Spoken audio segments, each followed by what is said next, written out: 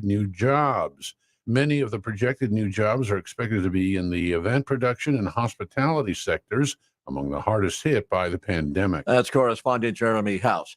U.S. COVID cases have plummeted 50%, according to the World Health Organization. WHO saying that cases globally are down 17%. Japan has decided to divert some of its natural gas reserves to Europe amid growing concern over disruptions of supplies from Russia due to the Ukraine crisis. More on these stories, townhall.com. 5 minutes after 8 o'clock here on this Wednesday morning. We start the day under partly sunny skies, 33 degrees. It feels like 25 degrees in Clinton this morning. Local information that makes a difference. Here's your regional weather. A slight chance of rain later this afternoon. Otherwise, partly sunny on this Wednesday with a high of 40 degrees. A west wind at 15 to 20 miles an hour today. A slight chance of a rain shower tonight. Lows around 20 degrees. West winds tonight at 10 to 20 miles an hour. Partly sunny Thursday with highs in the lower 30s. A chance of early rain and snow to Thursday night with lows increasing into the mid-30s by the 5 a.m. hour. A 50% chance of early rain Friday, then cloudy. Temperatures in the lower to mid-40s. Partly sunny Saturday, but temperatures only of 22. And Sunday sunny with a high in the upper 20s. Across central Illinois, as we continue through this Wednesday morning, right now in Bloomington, normal temperatures at 29 degrees. It's 28 in Hayworth, 32 in Leroy, 33 in Farmer City, 32 in Champaign. It's 37 in Monticello, 34 in Decatur, 31 in Lincoln, 35 in Springfield, 31 in Peoria. In Clinton, 33 degrees. It feels like 25 outside. West winds at about 10 miles per hour. Right now, 78% humidity, 10 miles of visibility on this Wednesday. Get the latest in local weather at DeWittDailyNews.com. Warner Hospital and Health Services in Clinton CEO Paul Skowron reminding you our walk-in clinic inside our family medicine building will treat your flu symptoms without an appointment. Find out more by clicking our icon at DeWittDailyNews.com. ServPro of Piatt DeWitt Counties can make your emergency or disaster like it never even happened. Find out all the services ServPro of Piatt DeWitt Counties provides by clicking their icon at DeWittDailyNews.com. Shop local first.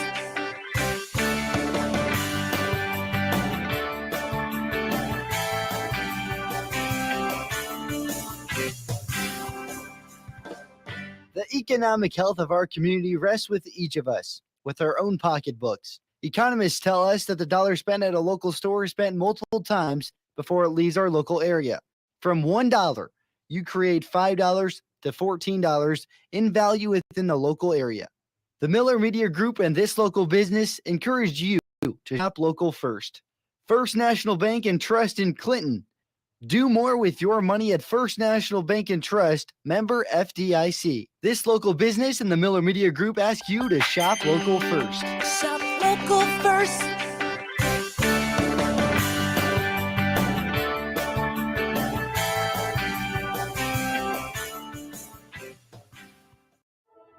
At Golden Harvest, our best skill is knowing how to listen. From our Gold Series soybean and game-changing corn portfolios, to our expert insights housed in the Illuminate digital agronomy platform. Everything we offer is an answer to what we've heard from you. This is how we listen. Copyright 2021 Syngenta. The trademarks or service marks used herein are the property of a Syngenta Group company. All other trademarks are the property of their respective owners. It's 8 minutes after 8 o'clock here on this Wednesday morning, 33 degrees. It feels like 25 under partly sunny skies this morning. From regional radio, DeWittDailyNews.com and the WHOW app.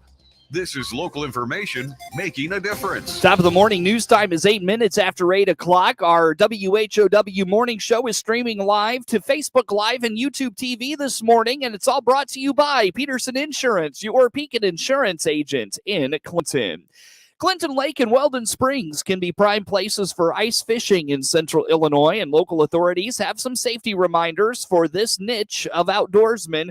Department of Natural Resources Conservation Police Captain John Williamson says the ice, particularly at Weldon Springs, is very thick this winter with all the cold we've had since the start of the first of the year. You know, it used to seem like we'd have a little bit of a slow time, you know, get past January, February, March, maybe a little slower, but it just doesn't seem like we have that anymore. So we're busy.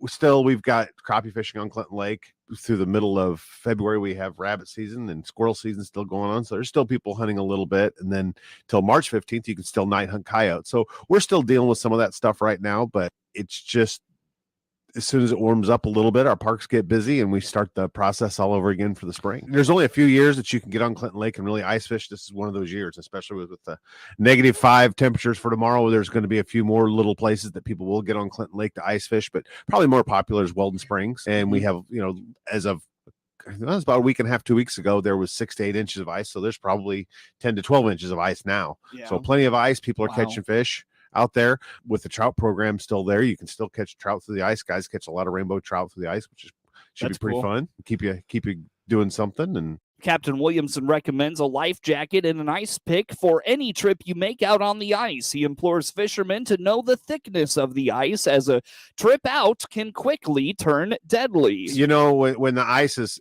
iffy, I always say, and it sounds weird, but take a life jacket with you. Wear a life jacket as you're walking out on the ice and getting your holes drilled, and make sure you've got good ice. Because if you go in, you want to stay above the water. That way you can drag yourself back up on the ice and get to safety. Have ice picks. So they make things that'll go. They're basically 2 ice picks, but they're corded throughout, that you put through your jacket so that you have one dangling down from each hand. That way, if you do fall in, you have something you can reach up and grab the ice and pull yourself back up. Go with a friend, you know, have one person stand back a little bit and be able to help if help's needed. The danger is the ice is forming. Probably one of the bigger dangers is that you've been out on the ice all season long. Now it starts to melt and guys are still wanting to get back out on that ice. And where does the ice melt first? Extra shore. What guys try to do is that even though the ice starts melting, they start getting that separation from shore. They're jumping onto the ice to go out and fish. And you know, we had that ice fishing accident in DeWitt County. Was it last year or year before? That's what happened. You know, they had really melted ice near the shore, but still got out there, thought it was good. It was getting webby and weak at that point, and that's when we had the accident. Captain Williamson says consistent cold of the winter has made the ice fishing season very accommodating. A Piatt County community is rebranding in hopes of streamlining its messaging and its appearance. On the WHOW Morning Show Tuesday, Director of Development Callie McFarland told Regional Radio, this will get the city and its organizations on the same page. Greater than the new logo, though, she says rebranding is a lot about messaging and direction. The last time we really went through a kind of an organized rebranding effort was in 2003, 2004. And it was an effort to kind of get every organization back on the same page and at the same table. It's very important for the community and its organizations. Even though we identify that we're separate organizations, we are still heading in the same direction, and a rebranding is an opportunity for a community or any organization really to kind of illustrate that this is who we are, this is what we do, this is what we mean. Logo is so far down the road, and when it comes to rebranding, it's more about the messaging and the cornerstones and the promise behind it. And there's a whole bunch of science that involves getting to that point, and then you create your logo from that. According to McFarland, it was time for a rebrand, as in the nearly 2 decades since the last rebrand in the community, many of its organizations had taken new directions, and they felt it was time for one unified direction. Since the 2004 last rebranding effort, the city, I think we counted like 19 different logos and just between 4 organizations, none of which were related at all. That's just kind of what we've evolved to in the last 18 years. So it was time. We really wanted something that was a little more fresh and contemporary, and something that, you know, we got input from community stakeholders on. So we had a number of meetings just from the city side to figure out what those cornerstones were that the city was, or that these individuals were feeling is an important part of Monticello that should be recognized.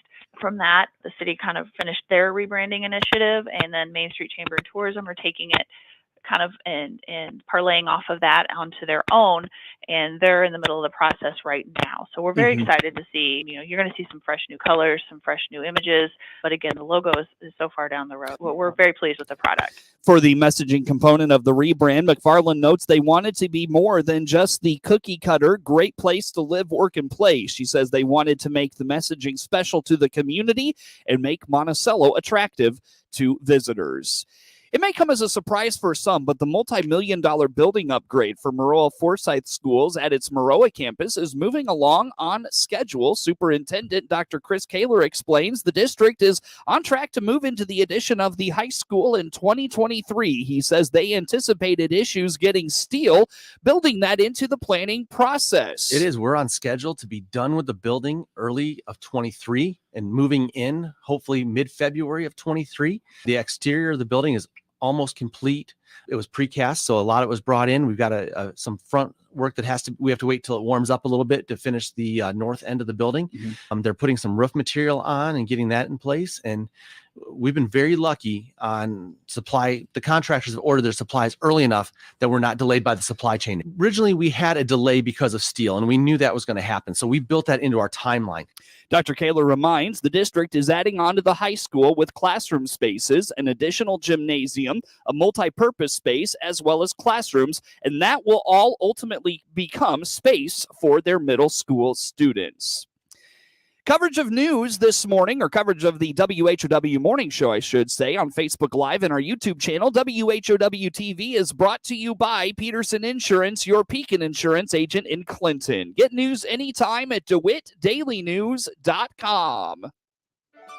Warner Hospital welcomes Gibson Area Hospital and Dr. Jason Yee, providing award-winning orthopedic health to DeWitt County. Your orthopedic health is important, and Dr. Yee specializes in joint replacements, sports injuries, knees, shoulders, and fracture care. Return to an active lifestyle and a higher quality of living with Gibson Area Hospital Orthopedics. Now seeing patients at the Warner Specialty Clinic in Clinton. Book your appointment with Dr. Yee in Clinton. Call 217-937-5279. This is a farmer service announcement. If you're stuck in the routine of commodity beans, market fluctuations, and high input costs, I've got some news. I played that game for years. It's time for a change. That's what I'm doing with Benson Hill. I produce their high-protein, non-GMO soybeans for the growing plant-based protein market. I can get paid for both protein and bushels, which equates to a better ROI. They still have 2022 full production. Active God contracts available. Call Benson Hill at 314-594-7624 or visit bensonhillfarmers.com.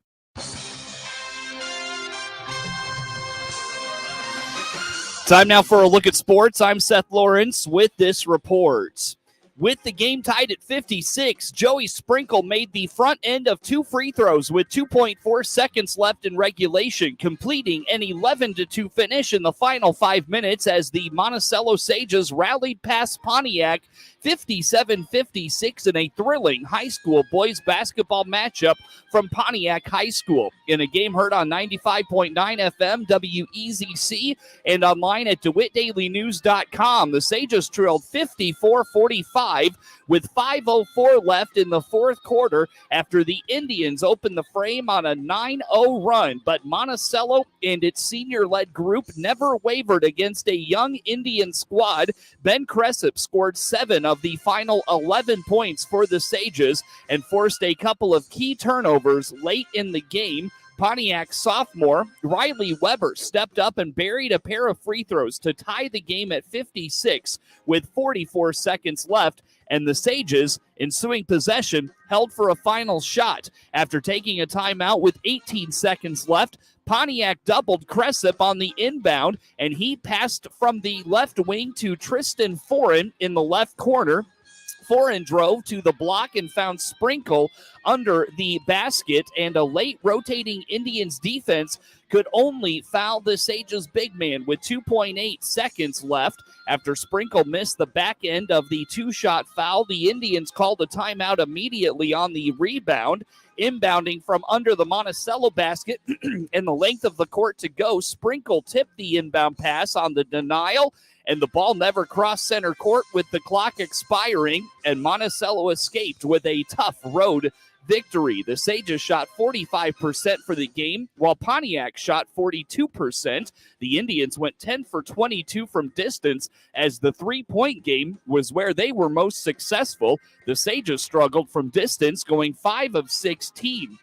Pontiac out-rebounded Monticello 31-26 and turned 9 offensive rebounds into 8 second-chance points, while the Sages also scored 8 second-chance points on 6 offensive rebounds.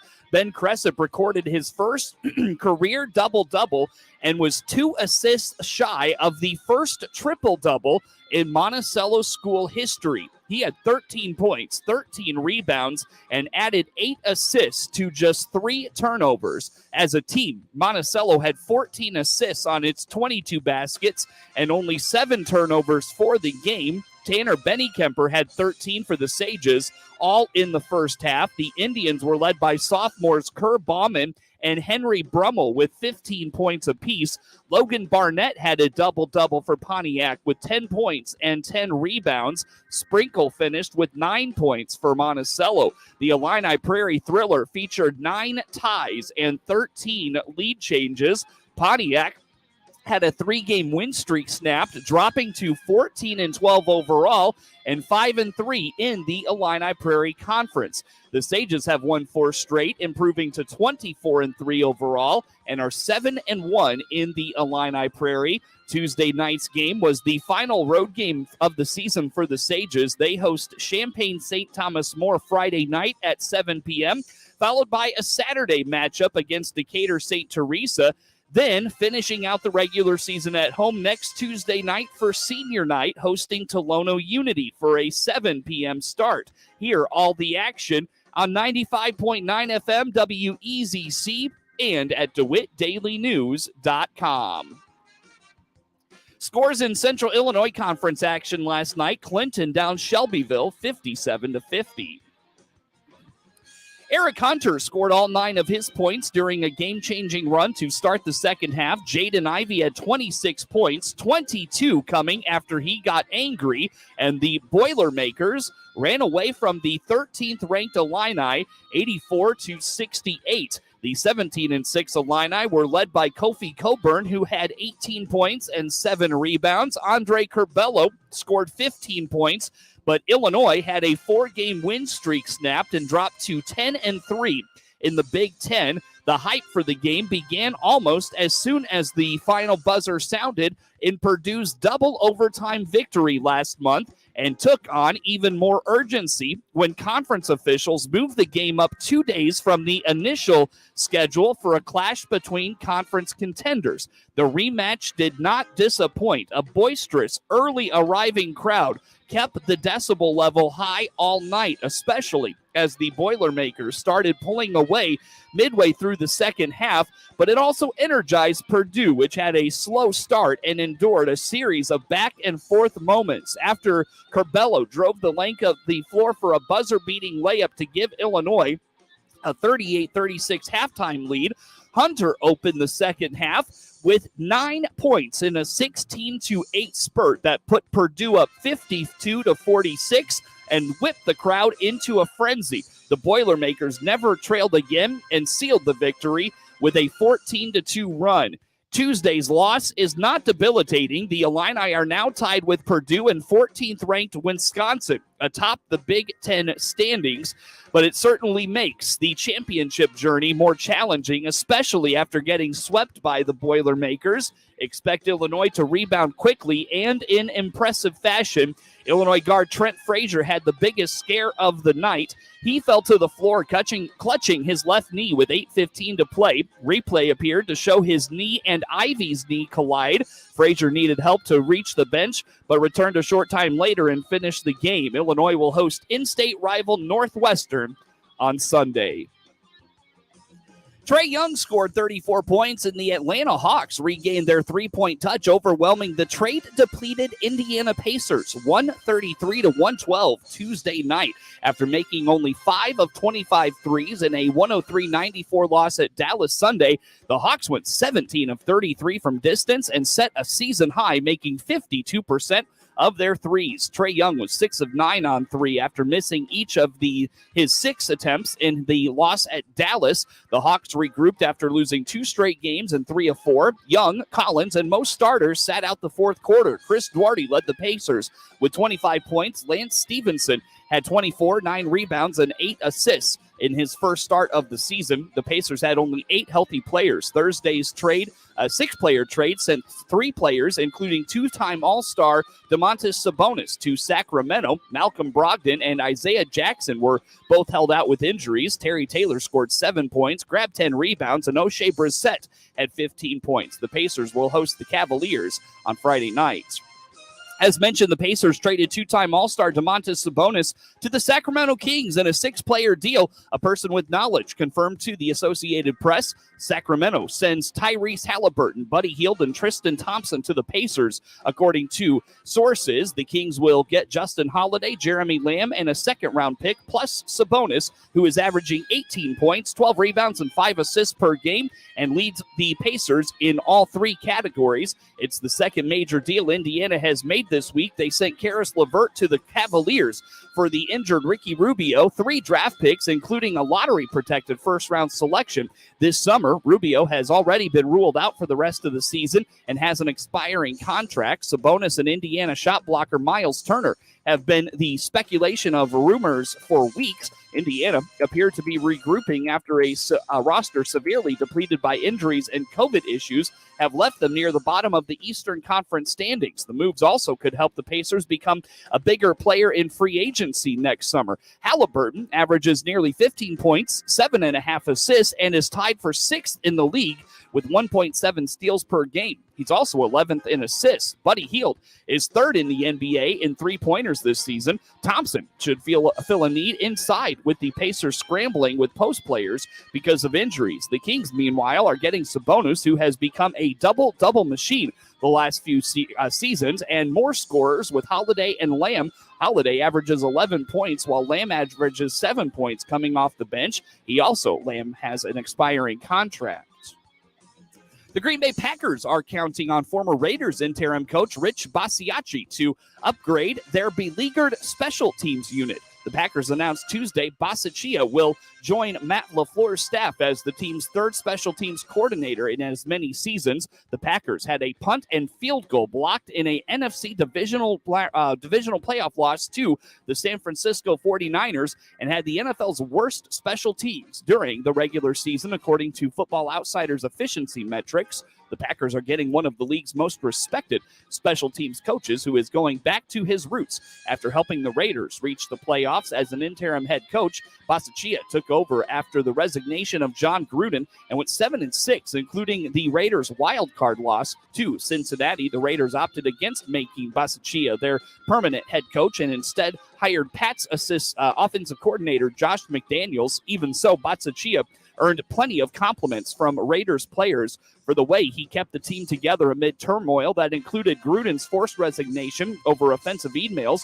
Wide receiver Henry Ruggs was arrested in a deadly crash in L.A., among several other off-field issues for the Raiders. Basiaccia has 20 seasons of special teams coordinator experience with the Raiders, Cowboys, Chargers, and Buccaneers. He now has the challenge of solidifying a unit that has long been the Packers' biggest Achilles heel. LaFleur fired Sean Menengue as special teams coordinator after the 2020 season and replaced him by promoting Maurice Drayton, who had been the special teams assistant special teams coordinator since from 2018 to 2020. But the Packers special teams got even worse in that season. In a 13-7 loss in Kansas City on November 7th, the Packers had a field goal attempt blocked and had a fumble punt return that set up a Chiefs field goal.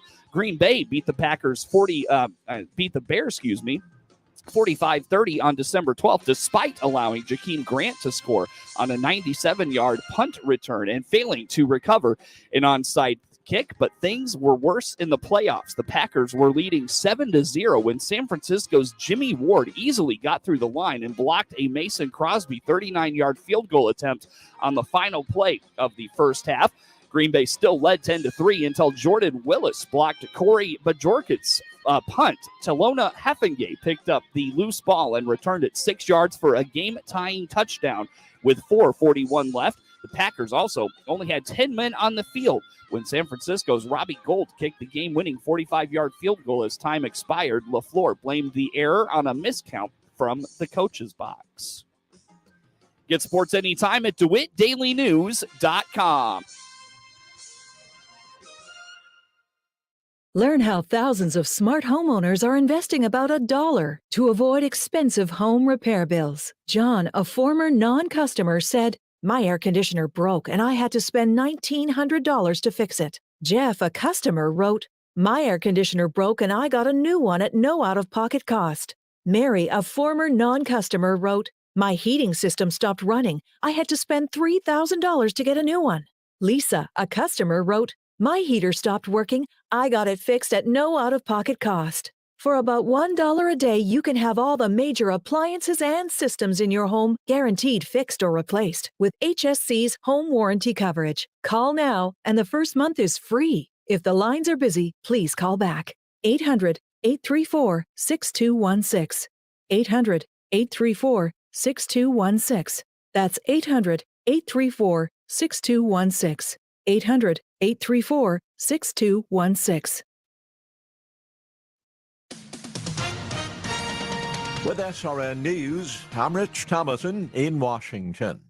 French President Macron is continuing his shuttle diplomacy, searching for a way to defuse the ongoing crisis over Ukraine. A growing number of states have announced plans to abandon their mask mandates. Illinois could become the latest later today. We may also be hearing from New York Governor Kathy Hochul. Larry Hogan is staying put. Maryland's Republican governor says that he will not make a run for the U.S. Senate in this year's midterm election. She refuses to change course, although apparently some of her congressional colleagues pled with her to do so. Axios reports Missouri Democrat Congresswoman Cori Bush refusing to stop using the phrase defund the